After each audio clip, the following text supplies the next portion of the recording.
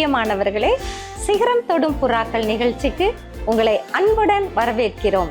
இந்த நிகழ்ச்சி உங்கள் ஆத்மாவிலும் சரீரத்திலும் பலன் தரும், சிகரங்களை தொட உதவும். வாருங்கள், நிகழ்ச்சிக்குள்ள போலாம்.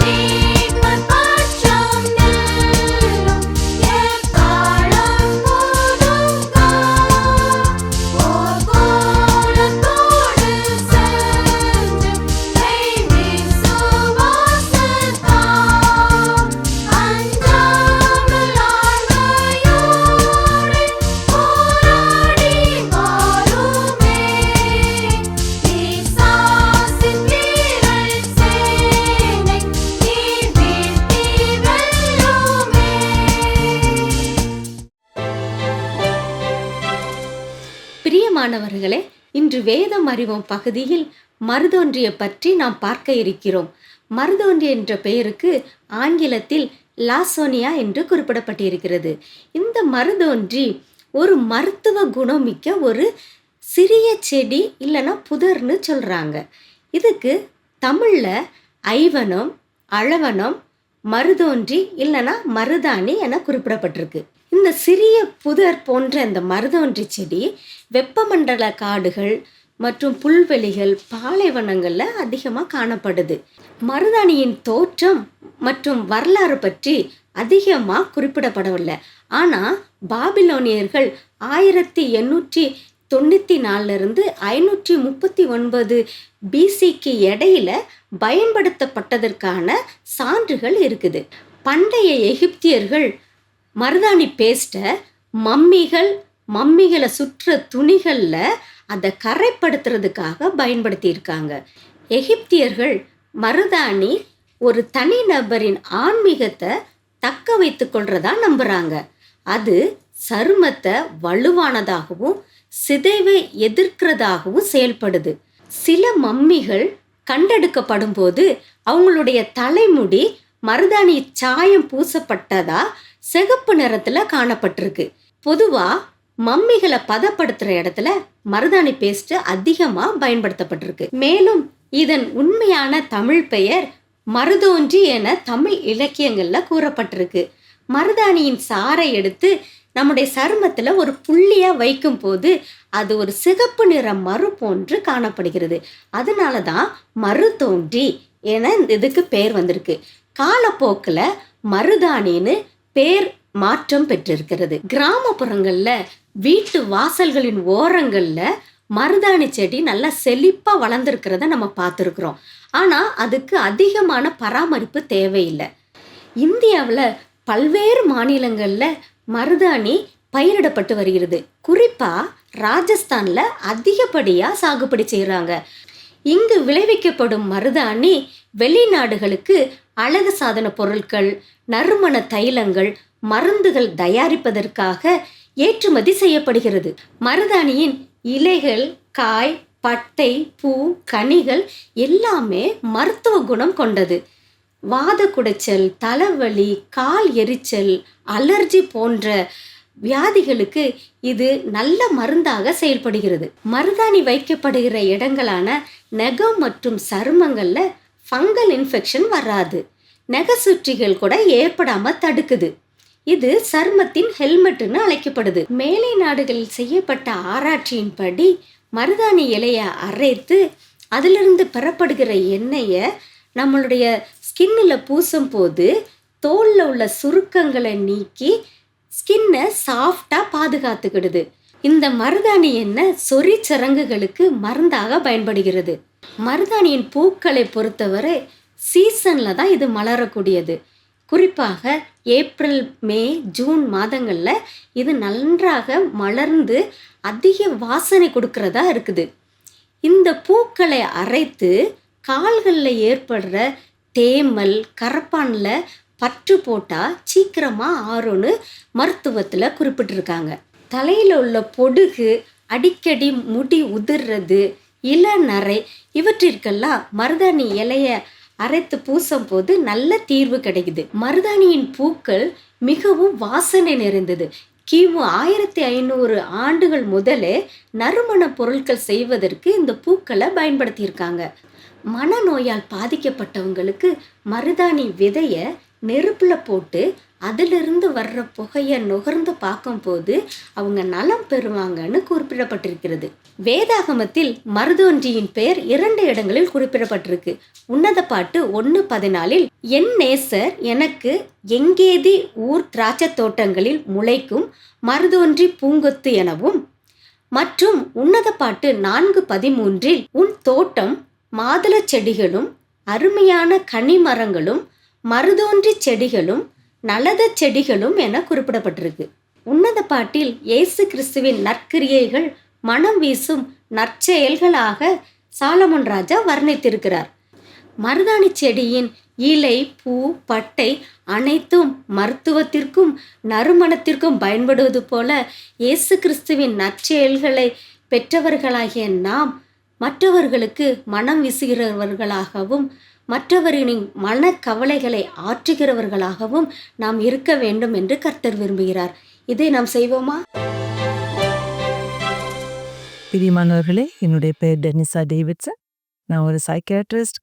இந்த வருஷம் நம்ம மென்டல் வெல்பீயிங்னு பார்க்க ஆரம்பிச்சிருக்கிறோம். அதில் இன்றைக்கு 3வது வாரம். இன்னைக்கு நம்ம என்ன பார்க்க போகிறோம்னா, ரிலிஜியன், ஸ்பிரிச்சுவாலிட்டி அது நம்மளை எப்படி அஃபெக்ட் பண்ணும் அப்படின்னு பார்க்க போகிறோம். இது ஒரு முக்கியமான விஷயம் பார்த்துக்கோங்க மென்டல் ஹெல்த்தில். இப்போ என்னைய பார்க்குறதுக்கு பேஷண்ட்ஸ் வரும்போது நான் அவங்ககிட்ட ஹிஸ்ட்ரி டேக்கிங் அப்படின்னு ஒரு ப்ரொசீஜர் உண்டு. அவங்ககிட்ட நான் கேட்கணும், வீடு எப்படி, உங்கள் குடும்பம் எப்படி, உங்கள் வாழ்க்கையில் என்னெல்லாம் நடந்திருக்குது, ஏன்னா அது எப்படி அவங்கள பாதிச்சிருக்குது அப்படின்னு கண்டுபிடிக்கிறதுக்காக. அந்த மாதிரி ஹிஸ்ட்ரி எடுக்கும்போது ரிலிஜியன், ஸ்பிரிச்சுவல் ஹிஸ்ட்ரி அந்த பகுதியும் அதில் உண்டு. அந்த ரிலிஜன், ஸ்பிரிச்சுவல் ஹிஸ்ட்ரி எடுக்கும் பொழுது நிறைய பேருக்கு பார்த்தீங்கன்னா ரிலிஜன் சிலருக்கு ப்ரொடெக்டிவாக இருந்திருக்கும், நன்மைக்கு ஏதுவாக இருந்திருக்கும். சிலருக்கு அது பிரச்சனைகள் வந்திருக்கும் ரிலிஜன், ஸ்பிரிச்சுவாலிட்டியிலிருந்து. அதனால தான் இன்னைக்கு ரிலிஜன்னா என்ன, ஸ்பிரிச்சுவாலிட்டினா என்ன, அதை நல்லா பார்த்து அது நம்மளுடைய டே டு டே லைஃப்பில் அது எப்படி நம்மளை அஃபெக்ட் பண்ணுது அப்படின்னு சின்ன உதாரணங்கள் சொல்லி நான் உங்களுக்கு இன்னைக்கு காட்டுறேன். இப்போ ரிலிஜனுக்கு definition it is a set of structures, principles, set of beliefs. ஆகமத்துவம் சொல்லணும்னா ரிலிஜன் மனிதனால உருவாக்கப்பட்டது. அதுதான் ரிலிஜன். கிறிஸ்தவமா இருந்தாலும் சரிதான், என்ன மதமா இருந்தாலும் சரிதான். மதம் மனிதனால உருவாக்கப்பட்டது. மதத்துக்கு உள்ள எல்லா ஸ்ட்ரக்சர்ஸும் மனிதனால உருவாக்கப்பட்டது. ஸ்பிரிச்சுவாலிட்டின்னு பார்த்தீங்கன்னா அது it is a connection, it is a sense. அந்த சென்ஸ் என்னோட பெரியவர் ஒருத்தர் இருக்காரு அப்படி சென்ஸ் பண்றது. நான் இந்த வாழ்க்கையோட முடியல, இதோட வேற இருக்குதுங்கிறத சென்ஸ் பண்றது. அந்த என்னோட பெரியவர் இருக்கிறாரு, அது ஆண்டவர், அவர் கூட எனக்கு ஒரு கனெக்ஷன் இருக்குது. அதுதான் ஸ்பிரிச்சுவாலிட்டி. இப்போ ரிலிஜன்ல எப்படி பீப்புள் பெனிஃபிட் பண்றாங்கன்னா, நான் ஒரு கிறிஸ்தவன், நான் தினம் கோயிலுக்கு போறேன், நான் காலம் எழும்பி பைபிள் வாசிப்பேன், ஜெபம் பண்ணுவேன், எனக்கு இதெல்லாம் ரொட்டீன்ஸ் இருக்கு, நான் கிறிஸ்மஸ் கொண்டாடுவேன், நான் நியூ இயர்க்குன்னா கோயிலுக்கு போவேன். அந்த மாதிரி சில ரொட்டீன்ஸ் நமக்கு இருக்கும். அதெல்லாம் நம்ம இதுதான் என்னுடைய ஐடென்டிட்டி அப்படின்னு நம்ம அதை ஏற்றுக்கொண்டு அதை நம்ம ஃபாலோ பண்ணும்போது நமக்கு அது நம்ம லைஃப்லேயும் ஒரு ஸ்ட்ரக்சர் கொடுக்குது. ஆக மட்டும் இல்லை, நம்ம வந்து இப்போ கோயிலுக்கு போகிறோம், இல்லைன்னா பைபிள் ஸ்டடி குரூப் போகிறோம் அப்படின்னா அங்கே நிறைய பீப்புளை மீட் பண்ணுறோம். ஸோ நம்மளுக்கு அது ஒரு சோஷியல் கனெக்ஷனும் அங்கே வருது. அதனால ரிலிஜன் வந்து அந்த மாதிரி விதங்கள்ல நன்மையாக இருக்கும். ஆனா அது எப்போ பிரச்சனை வரும் அப்படின்னா, இப்போ சிலருக்கு வந்து அவங்க என்ன நினைப்பாங்கன்னா, ஏன் நான் வந்து கரெக்டாக கடவுள் சொன்னதெல்லாம் ஃபாலோ பண்ணேன்னா என் வாழ்க்கையில் பிரச்சனை வரக்கூடாது அப்படின்னு நினைப்பாங்க. இல்லைன்னா வேற யாருக்கும் பிரச்சனை வந்தா அது என்ன நினைப்போம்னா, அவங்க வந்து ஏதோ தப்பு செஞ்சுட்டாங்க, அதனால தான் அவங்க வாழ்க்கையில் பிரச்சனை வருது அப்படின்னு நினைப்பாங்க. அப்போ அந்த மாதிரி தாட்ஸ் இருக்கும் பொழுது வாழ்க்கையில் பிரச்சனைகள் வரதான் செய்யும். வாழ்க்கையில் பிரச்சனை வராமல் யாருக்கு இருக்குது? அப்படி பிரச்சனை வரும் பொழுது வெறும் ரிலிஜியன், அதாவது ஆண்டவரோட அந்த கனெக்ஷன் இல்லாம வெறும் இந்த ருட்டீன்ஸ் நான் இதை தான் பண்ணணும், இப்படி கரெக்டாக நான் பண்ணணும், அது அப்படி யோசிச்சுட்டு இருக்கிறவங்களுக்கு ரொம்ப அதிர்ச்சி ஆகும். அப்போ நான் ஏதோ குறை பண்ணிட்டேனோ, என் மேல தப்பு இருக்கோ, பாஸ்டர் தெரிஞ்சா என்ன சொல்லுவாங்க, இல்லைன்னா எங்க சர்ச்சில் உள்ளவங்களுக்கு இப்படி எங்க வீட்டில் ஆயிட்டுன்னு தெரிஞ்சா என்ன சொல்லுவாங்க. சிலருக்கு இன்னும் காமனா இந்த உலகத்துல இந்த நாள்லயும் இந்த சூழ்நிலைகள்லையும் சிலருக்கு மேரேஜ் பிரேக் ஆகலாம், சிலருக்கு குடும்பத்துல வேற விதமான பிரச்சனைகள் வரலாம், சிலருக்கு வியாதிகள் வரலாம், கேன்சர் வரலாம். அந்த மாதிரி எல்லாம் வரும்பொழுது அதிகமாக மக்கள் வந்து பயப்படுவாங்க. இது நான் செஞ்ச பாவமா, ஆண்டவர் என்னை தண்டிக்கிறாரா, எல்லாரும் என்னை ஆண்டவர் தண்டிக்கிறாருன்னு நினைப்பாங்களே, நான் எப்படி எல்லாரையும் பார்க்கறது பேசுறது அப்படின்னு பயங்கர டென்ஷன் ஆயிடலாம்.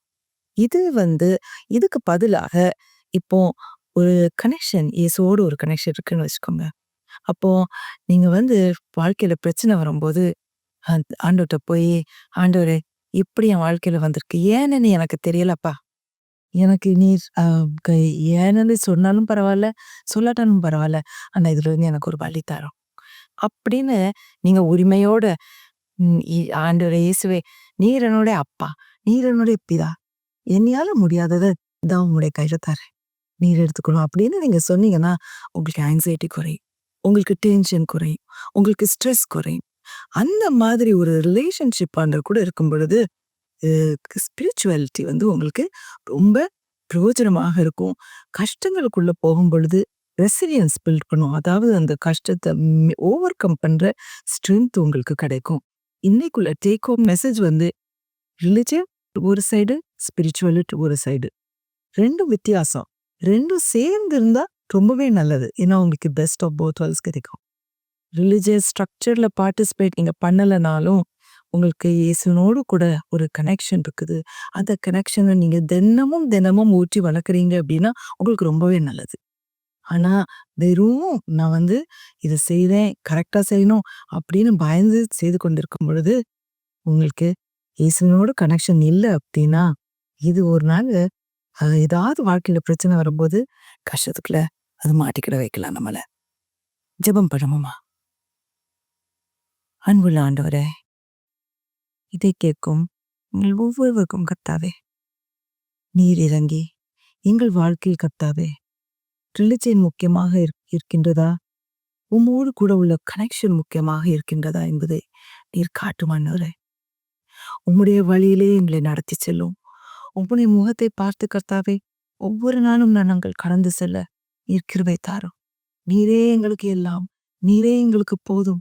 வேறு என்ன இல்லாவிட்டாலும் கர்த்தாவே, இயேசுவே எங்களுக்கு போதும், இயேசுவே எல்லாம் என்று நாங்கள் ஒவ்வொரு நாளும் செல்ல நீர் கிருபை தாரும் ஆண்டவரே. எங்களுக்கு இரங்கும். இயேசுவின் மூலம் ஜெபம் கேளும் ஜீவனுள்ள பிதாவே, ஆமே. சிகரம் தொடும் புறாக்கள் என்ற பெண்களுக்கான பிரத்யேக நிகழ்ச்சியில் இப்புத்தாண்டில் உங்களை சந்திப்பதில் பெருமகிழ்ச்சி அடைகிறேன். உங்கள் அனைவருக்கும் இனிய புத்தாண்டு வாழ்த்துக்கள்.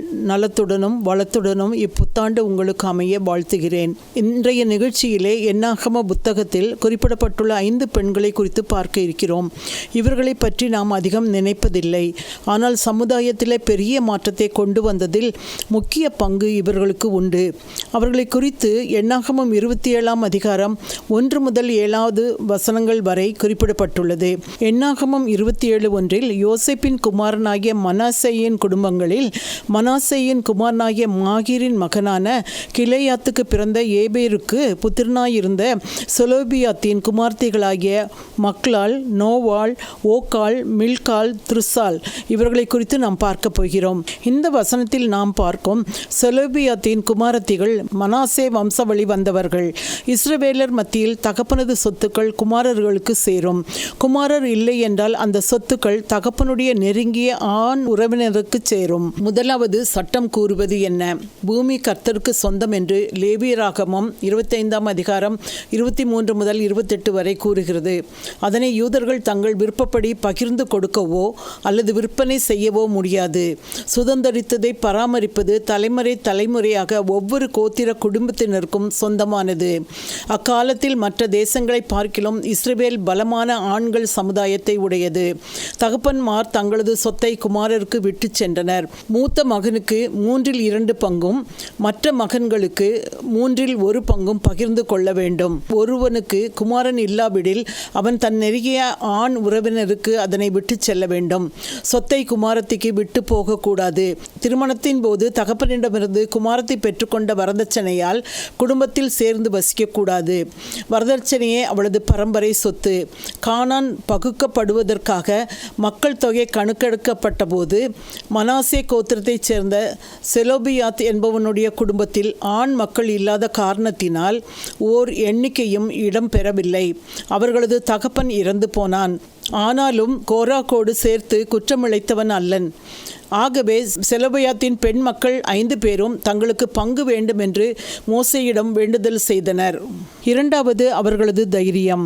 இந்த 5 குமாரத்திகளும் இந்த சட்டம் அநியாயமானது, முறையானது அல்ல என்று இந்த சட்டத்தை மாற்றும்படியாக மோசே, எலியசர், கோத்திர பிதாக்கள் மற்றும் சபையார் முன் கேட்டுக்கொண்டனர். அத்தனை தலைவர்கள் முன்பும் சபையார் முன்பும் எழுந்து நின்று பேசும் அளவு தைரியம் பெற்றிருந்தனர். எபேசியர் 3:12 அவரை பற்றும் விசுவாசத்தால் அவருக்குள் நமக்கு தைரியம் உண்டாயிருக்கிறது என்று கூறுகிறது. எபிரேயர் 10:20 அவருடைய இரத்தத்தினாலே நமக்கு தைரியம் உண்டாயிருக்கிறபடினாலும் என்று கூறுகிறது. எபிரேயர் 13:5 பின்பகுதி மற்றும் 6ஆம் வசனம் நான் உன்னை விட்டு விலகுவதும் இல்லை, உன்னை கைவிடுவதும் இல்லை என்று அவர் சொல்லி இருக்கிறாரே. அதனாலே நாம் தைரியம் கொண்டு கர்த்தர் எனக்கு சகாயர், நான் பயப்படேன், மனுஷன் எனக்கு என்ன செய்வான் என்று சொல்லலாமே என்று கூறுகிறது. 2 பேதுரு 1:5 இப்படி இருக்க நீங்கள் அதிக ஜாக்கிரதை உள்ளவர்களாய் உங்கள் விசுவாசத்தோட தைரியத்தையும் கூட்டி வழங்குங்கள் என்று கூறுகிறது. எபிரேயர் 10:35 மிகுந்த பலனுக்கு ஏதுவான மிகுந்த தைரியத்தை விட்டுவிடாதிருங்கள் என்று கூறுகிறது. என்னாகமம் 27:2 ஆசரிப்பு கூடார வாசலிலே மோசேக்கும் ஆசாரியனாகிய எலேசாருக்கும் பிரபுக்களுக்கும் சபை அனைத்திற்கும் முன்பாக நின்று கட்டளையை மாற்றும்படி கேட்டனர். என்னாகமம் 27:4 எங்கள் தகப்பனுக்கு குமாரன் இல்லாததினாலே அவருடைய பேர் அவருடைய வம்சத்தில் இல்லாமல் அற்று போகலாமா? எங்கள் தகப்பனுடைய சகோதரருக்குள்ளே எங்களுக்கு காணியாட்சி கொடுக்க வேண்டும் என்றார்கள். தைரியத்துடன் மோசேயிடமும் இஸ்ரவேல் தலைவர்களிடமும் கேட்டபடியால் மிகுந்த சுதந்திரத்தை சுதந்திரித்து கொண்டனர். தங்கள் காணி ஆட்சியை பலனாக பெற்று மகிழ்ந்தனர். மூன்றாவது அவர்களது பெயரின் விசேஷம். அவர்களது பெயர்களை நாம் கவனித்தால் அவை ஹா என்ற சப்தத்துடன் முடிவடைகிறது. இந்த சப்தம் அவர்கள் தேவ குடும்பத்தை சேர்ந்தவர்கள் என்று அறிய முடிகிறது. நாம் யெகோவா என்பதை கவனித்தால் யெகோவா என்பது கூட ஹா என்ற சப்தத்துடன் முடிவடைகிறது. இந்த 5 குமார்த்திகளின் பெயர்களும் கடவுளின் பெயரை போல முடிவடைகிறது. எல்லா எபிரேய பெயர்களும் இது போல காணப்படும். நான்காவது அவர்கள் விசுவாசம். விசுவாசம் என்பது தேவனுடைய வார்த்தையை பின்பற்றுவது. இந்த 5 குமார்த்திகளின் விசுவாசம் நமக்கு காட்டப்பட்டுள்ளது. வரப்போகிற ஆசீர்வாதத்தை எதிர்பார்த்திருப்பதே விசுவாசம். விசுவாசம் இல்லாது நாம் எதையும் கடவுளிடமிருந்து பெற்றுக்கொள்ள முடியாது. விசுவாசம் இல்லாது ஆசீர்வாதம் இல்லை, வெற்றியும் இல்லை. முழு வேதாகமமும் நமக்கு விசுவாசத்தை மாத்திரமே போதிக்கிறது. தேவன் அந்த வாக்குத்தத்த பூமியை அந்த நேரம் வரை இஸ்ரவேலருக்கு கொடுக்க கொடுக்கவில்லை. ஆனால் விசுவாசத்தோடு அந்த வாக்குத்தத்த பூமியின் வம்சாவளிப்படி பிரித்து கொடுக்க மோசே அவர்கள் முன் நின்றார். அந்த 5 குமார்த்திகளும் மோசேயிடமும் மற்றவர்களிடம் சென்று நியாயம் செய்யும்படி கேட்டனர். 5 குமார்த்திகளின் தாய் பெயர் குறிப்பிடப்படவில்லை. ஆனால் அவர்கள் தகப்பனார் வனாந்திர பிரயாணத்தின் போது இறந்து போனதாகவும் குமாரத்திகள் அனாதைகள் ஆனதாகவும் குறிப்பிடப்பட்டுள்ளது. என்னாகமம் 27:3 எங்கள் தகப்பன் வனாந்திரத்தில் மரணமடைந்தார் என்று கூறுகிறது. விசுவாசத்தோடு மோசே வாக்குத்தத்த பூமியை அவர்களுக்கு பிரித்து கொடுக்க நின்ற அந்த நேரத்தில் 5 குமாரத்திகளும் வாக்குத்தத்த பூமியில் பங்கு கேட்டனர். சொத்தில் பங்கு கேட்டது விசுவாசத்தின் முதற்படி. தேவன் இஸ்ரவேலருக்கு வாக்கு கொடுத்த பூமியான கானானை குறித்து அந்த குமாரத்திகள் அறிந்திருந்தனர். தங்களது பங்கை அவர்கள் அடைய விரும்பினர். தேவ சக்தியினாலே நாம் எல்லாவற்றையும் நமது வாழ்க்கையில் அடைய முடியும். கிறிஸ்துவின் மூலம் எல்லாம் ஆயத்தப்படுத்தி நம் அருகே வைக்கப்பட்டிருக்கிறது. தேவனாகிய கர்த்தர் நமது சொத்து. இதனை நீ உன் வாழ்வில் புரிந்து கொண்டிருக்க வேண்டும். நாம் வேதத்தை வாசிக்கும் போது கிறிஸ்துவுக்குள்ளாக ஆசீர்வாதங்களும் உதவிகளும் ஆதரவும் மற்றும் வாழ்வின் முழுமையும் நமக்கு கிடைக்கும். சொத்து வேண்டும் என்று குமாரத்திகள் தீர்மானித்த போது அவர்களது விசுவாசம் ஆரம்பமானது. எல்லா ஆசீர்வாதங்களுக்கும் தேவ வார்த்தை முதற்படி. அவர்கள் மோசேக்கும் மற்றவர்களுக்கும் முன்னின்று வேண்டுகோளை அவர்கள் முன் வைத்தனர். மோசே பதில் எதுவும் சொல்லவில்லை. மோசே ஞானவானாய் இருந்ததினாலே அந்த குமாரத்திகள் வேண்டுகோளை தேவனுக்கு முன்பாக கொண்டு வந்தார். சின்ன காரியமானாலும் பெரிய காரியமானாலும் மோசே தேவனுக்கு முன்பாக கொண்டு சென்று தேவ வழியில் வழக்கை முடிப்பது வழக்கம். என்னாகமம் 27:6-8 வரை நாம் பார்த்தோம் என்றால், அப்பொழுது கர்த்தர் மோசேயை நோக்கி, செலோபியாத்தின் குமாரத்திகள் சொல்லுகிறது சரிதான். அவர்களுக்கு அவர்கள் தகப்பனுடைய சகோதரருக்குள்ளே சுதந்திரம் கொடுக்க வேண்டும். அவர்கள் தகப்பன் பின்வைத்த சுதந்திரத்தை அவர்களுக்கு கிடைக்கும்படி செய்வாயாக. மேலும் நீ இஸ்ரவேல் புத்திரரை நோக்கி, ஒருவன் குமாரன் இல்லாமல் மரித்தால் அவனுக்குரிய சுதந்திரத்தை அவன் குமாரத்திக்கு கொடுக்க வேண்டும் என்றார். செலோபியாத்தின் குமாரத்திகள் தைரியமும் விசுவாசமும் அவர்களுக்கு வெற்றியை கொடுத்தது. புதிய சட்டம் நிறைவேற்றப்பட்டது. அவர்களது விசுவாசம் அவர்களுக்கு ஆசீர்வாதத்தை கொண்டு வந்தது. அவர்களது விசுவாசம் அவர்களுக்கு ஆசீர்வாதத்தை கொண்டு வந்தது மட்டுமல்ல, பிறருக்கும் சமுதாயத்திற்கும் ஆசீர்வாதத்தையும் மாற்றத்தையும் கொண்டு வந்தது. இன்று நாம் அதை அனுபவித்து கொண்டிருக்கிறோம். யூத கோத்திர பெண்கள் யூத கோத்திரத்தாரை மணந்தால் அந்த சொத்துக்கள் யூத கோத்திரத்திற்குள் இருக்கும். வேற்று கோத்திரத்தாரை மணந்தால் அந்த சொத்துக்கள் அந்த வேற்று கோத்திரத்தாரை சென்றடையும். இந்த சட்டத்திற்கும் கட்டுப்பட்டு 5 குமார்த்திகளும் தங்களது சொத்து வெளியே செல்லாதபடி தங்கள் ஒன்றுவிட்ட சகோதரர்களை மணந்ததாக வேத விளக்க உரை கூறுகிறது. வம்ச பரம்பரையில் நிலங்கள் பிறருக்கு செல்லாமல் இருக்க இந்த சட்டம் உதவியது. நம்முடைய ஐக்கியம் இயேசு கிறிஸ்துவோடு இருக்கும் வரை நாமும் இந்த உன்னத ஆசீர்வாதங்களுக்கு பங்குள்ளவர்களாய் இருப்போம். பூமி தேவனுக்கு சொந்தம். தனக்கு கீழ்ப்படியும் பிள்ளைகளுக்கு தேவன் அதனை அனுபவிக்க உபயோகிக்க அனுமதி அளிக்கின்றார். இன்றைய நாளிலே நாம் செலோபியாத்தின் குமாரத்திகள் தலைவர்கள் முன் நிற்பதற்கு முன் சட்டம் என்ன சொன்னது என்றும் அவர்களது தைரியம், பெயரின் விசேஷம் மற்றும் அவர்களது விசுவாசம் குறித்தும் அறிந்து கொண்டோம். நாமும் தைரியத்துடனும் விசுவாசத்துடனும் முன் அடி எடுத்து வைத்து தேவன் நமக்கென்று வைத்திருக்கும் ஆசீர்வாதங்களை சுதந்தரித்து பிறருக்கும் ஆசீர்வாதமாக வாழ தேவன் கிருபை செய்வாராக. கர்த்தர் தாமே உங்கள் ஒவ்வொருவரையும் இப்புதிய ஆண்டிலே நன்மைகளினாலும் கிருபைகளினாலும் புதிய ஆசீர்வாதங்களினாலும் முடிசூட்டி கரம் பற்றி வழிநடத்துவாராக. ஜெபிப்போம். கிருபையும் இரக்கமும் உள்ள அன்பின் ஆண்டவரை, இந்த செலோபியாத்தின் குமாரத்திகள் போல இந்த புதிய ஆண்டிலே விசுவாசத்தோடு தைரியமுடன் கிருபாசனத்தை கிட்டிச் சேரவும் தேவ ஆசீர்வாதங்களை கேட்டு நாங்கள் பெற்றுக்கொள்ளவும் கிருபை பாராட்டும்.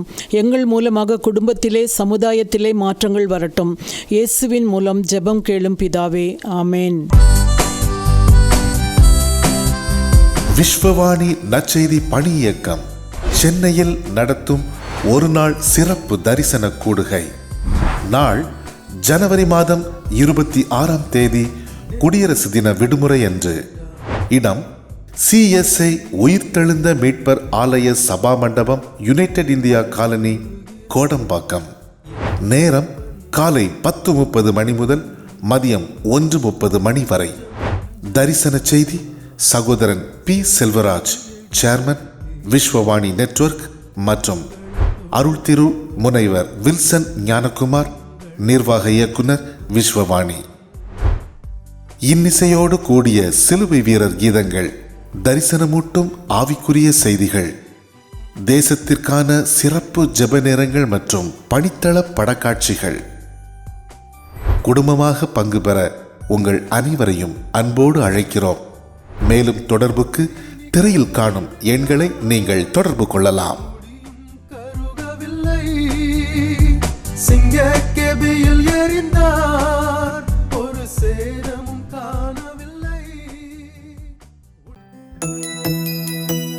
விஸ்வவாணி என்பது இந்தியாவில் அறியப்படாத இடங்களில் நற்செய்தியை அறிவித்து தாழ்ந்து கிடக்கும் சமுதாய மக்கள் சமுதாயத்தில் உயர்ந்த நிலையை அடைவதற்கான அனைத்து கட்டமைப்புகளையும் ஏற்படுத்தி தரும் ஓர் மக்கள் இயக்கம். குடி, விபச்சாரம் என மனிதர்களை அழித்தொழிக்கும் பாவங்களிலிருந்து அவர்கள் நிலையான விடுதலையை பெற்றுக்கொள்வதற்கான வழிமுறைகளை அறிவித்து, கல்வி அறிவு புகட்டி, கைத்தொழில்களை கற்பித்து, சமுதாயத்தின் சக மனிதர்களைப் போல அவர்களும் தலை நிமிர்ந்து வாழ வழி செய்யும் ஓர் அன்பின் ஐக்கியம். ஒரு கிராமத்தை பொறுப்படுத்து மாதந்தோறும் 4000 ரூபாய் அன்பின் ஈகையாக கொடுப்பதின் மூலம் ஓர் சமுதாயம் நம் கண்முன்னே மலர்வதை நீங்கள் பார்க்க முடியும். அவர்கள் ஆராதிக்கவும் தங்கள் சமுதாய மறுமலர்ச்சிக்கான திட்டங்களை தீட்டவும் ஓர் ஆராதனை கூடத்தை ஏற்படுத்தி தருவதற்கு எங்களை நீங்கள் தொடர்பு கொள்ளலாம். சிறுவர்களுக்கான கல்வி செலவை ஒவ்வொரு மாதமும் ரூபாய் 1500 கொடுப்பதின் மூலம் பொறுப்பெடுக்கலாம். இந்திய தேசத்தின் வலிமையான கிராமங்களை உருவாக்க, அடிமைத்தனங்கள் இல்லாத சமுதாயத்தை கட்டமைக்க அன்பின் இதயங்களாக நாம் ஒன்று சேர்ந்து உழைப்போம். ஆண்டவர் உங்களை ஆசீர்வதிக்கட்டும். கூடுதல் தகவல்களுக்கும் அன்பின் தொடர்புகளுக்கும் நீங்கள் தொடர்பு கொள்ள வேண்டிய தொலைபேசி எண்கள் திரையில் காண்பிக்கப்படுகின்றன. உங்கள் அன்பின் ஈகைகளை ஆன்லைன் பரிவர்த்தனை மூலம் செலுத்த வங்கி கணக்கு எண்களும் கீழே தரப்படுகின்றன. பிரத்யேகமாக தரப்பட்டிருக்கும் QR கோடையும் நீங்கள் ஸ்கேன் பண்ணிக் கொள்ளலாம். உங்கள் ஜெபங்களாலும் ஈகைகளாலும் இந்தியாவை ஆசீர்வதிக்கும் உங்களை ஆண்டவர் அளவில்லாமல் ஆசீர்வதிப்பாராக.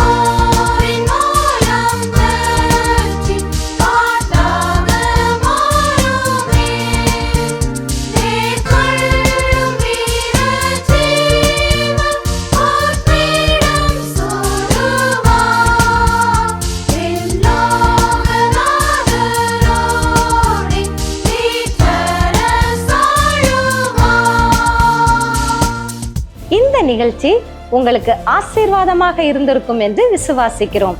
நீங்கள் பெற்ற ஆசீர்வாதங்களையும் உங்கள் ஜெப தேவைகளையும் திரையில் காணும் எண்கள் மூலம் எங்களுக்கு தெரியப்படுத்துங்கள். மீண்டும் அடுத்த நிகழ்ச்சியில் சந்திக்கும் வரை கர்த்தரின் ஆசீர்வாதம் உங்கள் அனைவரோடும் இருப்பதாக.